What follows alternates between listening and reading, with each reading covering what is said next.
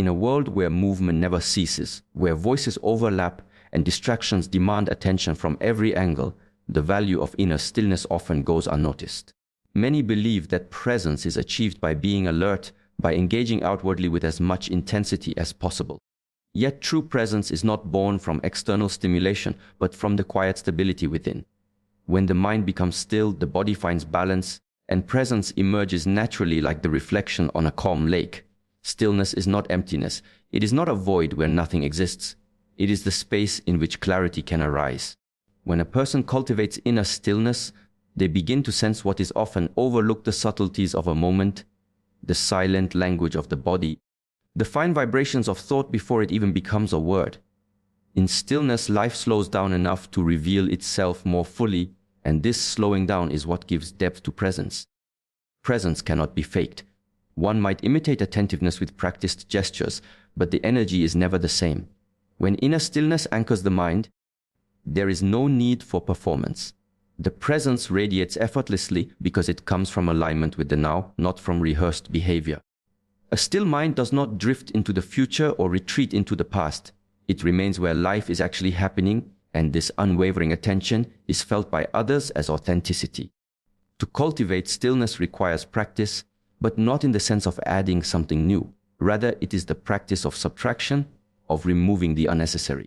The noise of constant thought, the weight of unresolved emotions, the burden of endless comparisons, all of these cloud the mind and make stillness seem unreachable. But when these layers are gently released, what remains is the natural stillness that was always there beneath the surface. It is not created, it is uncovered. Inner stillness brings a subtle strength. It is not the strength of control, but the strength of stability. Imagine a mountain. Winds may howl, storms may rage, yet the mountain remains unmoved. Inner stillness is like that mountain within the human being. Challenges, chaos, or conflict may come, but the presence of one who is rooted in stillness does not waver. This stability is deeply felt by others, and it transforms environments simply through its existence. In moments of silence, awareness sharpens. One becomes capable of observing without judgment, of listening without preparing a response, of seeing without needing to categorize. This quality of attention creates a depth of presence that changes the nature of interaction itself. Instead of reacting out of habit, one responds from clarity. Instead of being consumed by emotions, one allows them to arise and fade without attachment. This is the power of stillness. It makes space between stimulus and response, and within that space lies wisdom. Stillness also reveals the interconnectedness of life. When the constant chatter of the mind quiets, what is left is a subtle awareness of being part of something larger. The breath becomes more than an exchange of air. It becomes a reminder of connection to the rhythm of existence. The heart's beat aligns with the pulse of life itself. From this awareness arises presence, not only with oneself but with all that surrounds. It is often believed that achievement requires constant striving, yet true mastery is often the result of stillness. A martial artist does not act from restless movement, but from a centered calm that allows each strike to be precise and each motion to flow without resistance. In the same way, presence in daily life is not about doing more, but about being more centered. When inner stillness guides action, even small gestures carry profound weight. The paradox is that stillness is not inactivity. It is the foundation from which all meaningful activity can arise. Without stillness, action becomes scattered, driven by impulse or distraction. With stillness, action is focused, deliberate, and infused with presence. This is why the most powerful words are spoken from silence, the most graceful movements flow from stillness, and the most transformative presence emerges from a mind that is steady. In modern life, stillness may feel foreign because the mind is conditioned to constant movement, but cultivating inner stillness does not require withdrawal from the world. It requires learning to carry silence within, even amidst noise. It is the ability to remain grounded while walking through chaos, to hold calm while surrounded by urgency, to breathe deeply while everything around races forward. This inner quality is what turns ordinary moments into extraordinary experiences because it infuses them with depth. Presence born of stillness has the power to heal. It does not need to speak loudly or act dramatically. Its influence is subtle but profound. When someone enters a room with a still mind, their energy calms others without effort. People feel seen, heard, and acknowledged simply by being in the presence of that calm. This presence communicates without words because it speaks the language of energy which is understood by all beings at a level deeper than thought. To live with inner stillness is to step out of resistance. It is to stop fighting the flow of life and to rest in what is. From that resting place, presence arises like light radiating from a flame. It does not need to be forced or directed. It simply shines. The more one connects to this stillness, the more presence becomes the natural state of being, and through that presence, life begins to unfold with clarity, depth, and meaning. There is an invisible language that every human being speaks, even when no words are spoken. It is the language of presence, of posture, of how one carries oneself through the world. At the very root of this language lies self-respect. Before anyone else can see you, before anyone else can value you, there is a silent question: do you value yourself? Self-respect is not arrogance, it is not pride, it is not inflated superiority. It is a deep recognition of your worth, your boundaries, your dignity, and your truth. It is knowing what you stand for and refusing to kneel before what diminishes you. And when this respect is firmly established within, it radiates outward, commanding respect without demanding it. Self-respect begins in the quiet spaces of your own mind. It is shaped by the dialogue you hold with yourself. When your inner voice constantly belittles you, doubts you, or tells you that you are unworthy, others will unconsciously mirror that same treatment. But when your inner voice becomes rooted in honesty and compassion, when you recognize that you are a human being deserving of dignity, your outer world begins to shift. Respect is a mirror. The way you treat yourself sets the tone for how others learn to treat you. Consider the way boundaries are set. Boundaries are not walls. They are gates with doors that you choose when to open and when to close. A person without self-respect either lets everyone walk in uninvited or shuts everyone out completely. But when self-respect is present, boundaries are clear, steady, and firm. You do not allow disrespectful words, manipulative actions, or demeaning behavior to stay in your life for long. And this is not an act of cruelty. It is an act of self-preservation. It is the recognition that energy wasted on tolerating disrespect is energy stolen from your growth. Self-respect is also revealed in the choices you make. Every decision, no matter how small, reflects the standards you hold for yourself. The foods you eat, the company you keep, the work you commit to, the way you treat your body, all of these are subtle expressions of self-respect. When you choose carelessness, when you repeatedly settle for less than you deserve, you are teaching yourself that your life is not worth protecting. But when you make choices that honor your health, your values, and your vision, you are reinforcing the message that your life matters, that your being is sacred, and that your journey is worth walking with intention. There is also a quiet strength in self-respect that requires no explanation. People who carry it do not need to shout, they do not need to force others into acknowledging them, because respect becomes the natural response. The world senses dignity the way one senses the firmness of a mountain or the flow of a river. It does not need to ask permission to exist. It simply exists, and because it exists, it commands recognition. Similarly, when you live aligned with self-respect, you no longer seek external validation to confirm your worth. You move as though you are enough because within you already know you are. Self-respect also transforms relationships. Many suffer in dynamics where they give endlessly and receive little, where they are taken for granted or dismissed. The reason this persists is often because they do not hold themselves to higher standards. When you respect yourself, you no longer chase after those who walk away, you no longer beg for attention, and you no longer allow yourself to be diminished to fit into someone else's narrow view of you. Instead, you stand tall in your truth, and by standing tall, you naturally attract those who can meet you at that level. Respect attracts respect. When you lift your own standard, the quality of people and experiences that enter your life rises to match it.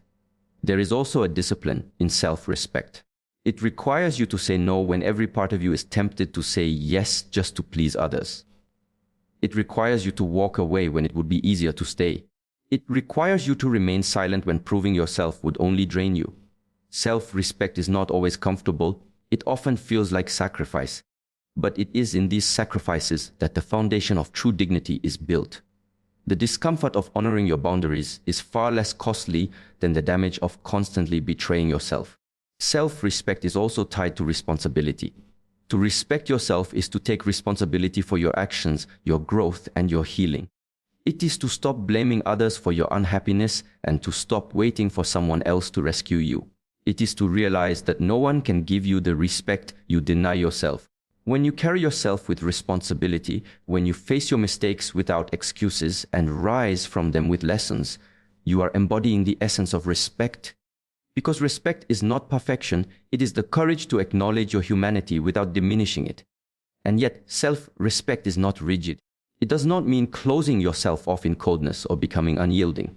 True self-respect allows flexibility, compassion, and humility. It knows when to forgive, when to soften, when to extend grace, without losing itself in the process. It is not about elevating yourself above others, but about walking side by side without shrinking or bowing. It is the balance between humility and strength, between openness and firmness, between being kind and being clear. The more one cultivates self-respect, the more one realizes it is not about what others give to you, but about what you give to yourself first. It is an inner alignment that shapes outer reality. The glow of confidence, the aura of dignity, the presence of authenticity, all emerge naturally when self-respect is lived daily. It is an energy that requires no introduction, no announcement, no effort to be noticed. It speaks before you enter the room, it lingers after you leave, and it sets the tone for how the world interacts with you. Gentleness is often misunderstood as weakness. In a world that constantly celebrates speed, aggression, and dominance, the soft approach is underestimated. Yet when we look closer, gentleness is not the absence of strength, but rather the mastery of it. To be gentle is to have the ability to remain calm when provoked, to speak softly when anger tempts us to raise our voice, to extend kindness when bitterness would be easier. Strength without gentleness becomes harsh and destructive, while gentleness without strength becomes fragile and uncertain. It is only when the two coexist that true balance is found. Strength is raw potential, like a roaring river. Gentleness is the guiding path that channels this river so it nourishes the land rather than flooding it. Many people think they must choose between the two, either to be hard and unyielding or soft and easily broken. But the truth is, strength without gentleness hardens the heart, and gentleness without strength weakens the spirit. Together, they create harmony, like yin and yang, opposite forces that are not in conflict, but in partnership. Think of bamboo. It is firm and resilient, but at the same time flexible and gentle in its movement. When the storm comes, it does not resist rigidly like oak, which can crack under pressure. Instead, it bends, sways, and absorbs the force of the wind. This is the perfect embodiment of gentleness and strength coexisting. To be bamboo is to know when to be firm and when to yield, when to hold strong and when to flow. True gentleness requires strength. It is easy to respond with anger, to defend with violence, to protect oneself through walls and hostility. But to meet anger with calm, to approach hostility with patience, to carry oneself with grace even when insulted. This requires an inner strength far greater than brute force. Many people mistake loudness for power, but real power often walks quietly without needing to prove itself. Gentleness is the language of true strength, for it does not seek validation. It simply radiates presence. Strength, too, finds its higher form in gentleness. A person who is only strong but never gentle often causes harm, intentionally or unintentionally. Their words cut, their actions dominate, their energy intimidates. But when strength is tempered with gentleness, it becomes protective instead of destructive, guiding instead of controlling. It becomes the kind of strength that uplifts others, the kind that provides safety, stability, and grounding. This is the strength of a mountain. Solid and firm, but also gentle enough to allow rivers to flow and flowers to bloom upon it. In human relationships, the coexistence of gentleness and strength is essential. Without gentleness, strength can turn into control, suffocating the bond between people. Without strength, gentleness can turn into passivity, unable to hold boundaries. A gentle word backed by strength can calm conflicts, whereas strength without gentleness escalates them. The one who can stand firmly without aggression and speak softly without fear is the one who holds true influence. Gentleness is not weakness. Weakness is a lack of capacity, while gentleness is the restraint of capacity. The lion that chooses not to attack is still a lion. Its choice to remain calm does not erase its strength, it reveals it. Only the strong can afford to be gentle. The weak are forced into submission, while the strong can consciously choose softness. And this choice is what makes gentleness powerful. We can see this coexistence in the natural world.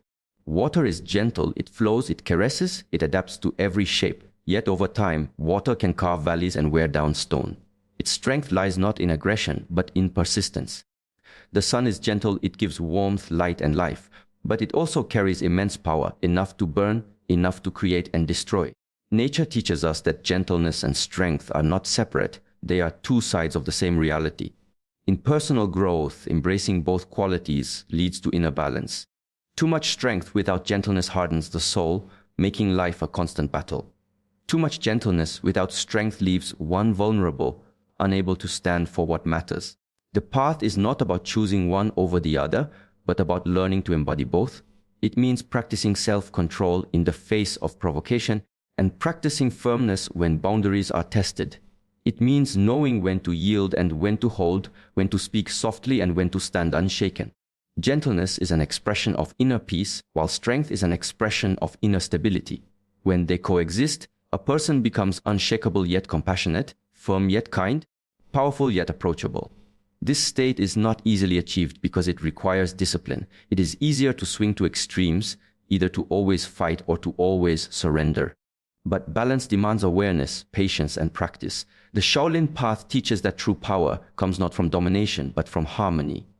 A warrior who fights with anger loses clarity, but one who carries gentleness within strength remains in control. A leader who rules with fear creates resistance, but one who leads with gentle strength inspires loyalty. A person who lives with this balance radiates a calm authority that does not need to shout, does not need to prove, and does not need to break others in order to feel whole. Gentleness and strength coexist in silence as well. To remain silent when insulted is not weakness, but strength guided by gentleness. To listen deeply without interrupting is not passivity, but the strength to hold space. To choose patience over haste, to choose kindness over cruelty, to choose peace over conflict. These are all choices that require strength at their core, but are expressed through gentleness on the surface. When gentleness and strength unite, life moves with greater flow. Obstacles no longer appear as threats, but as opportunities to practice balance.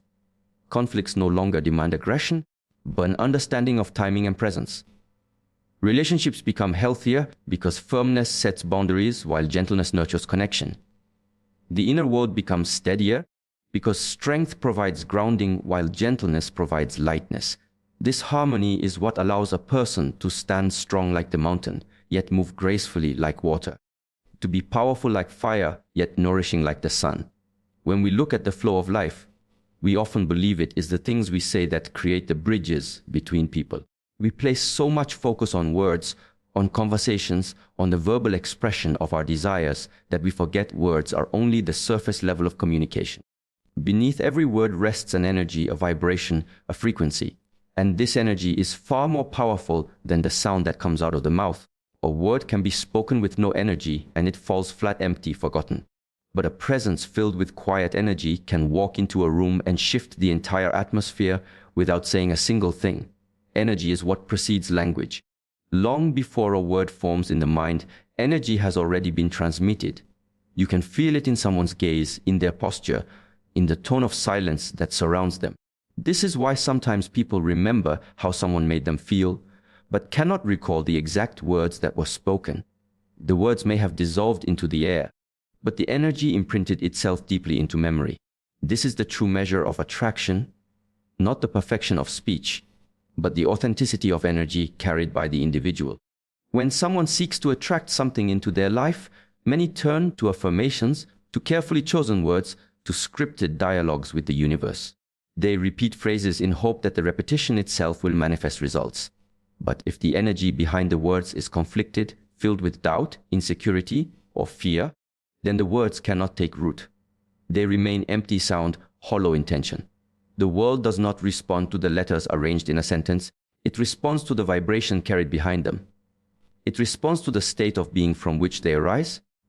Attraction is alignment, and alignment begins with energy.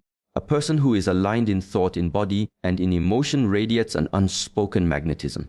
Without chasing, without asking, without demanding, they begin to draw circumstances, people, and opportunities toward themselves. It is not persuasion, it is resonance. Just as a tuning fork set in motion vibrates another into harmony, so does the energy of one being awaken the corresponding energy in another.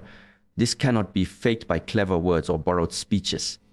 It is not what the mouth declares, but what the heart vibrates that moves life forward.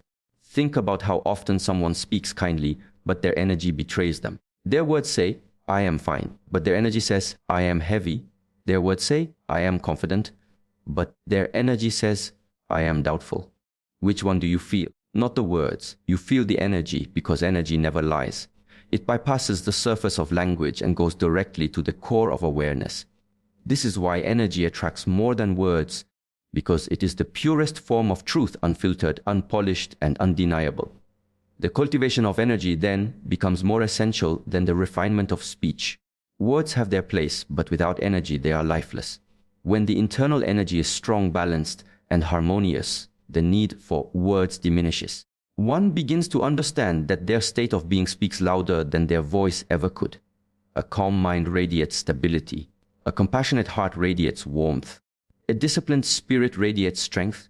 And each of these qualities attracts the equivalent experiences into reality. This is why inner practices are emphasized across traditions.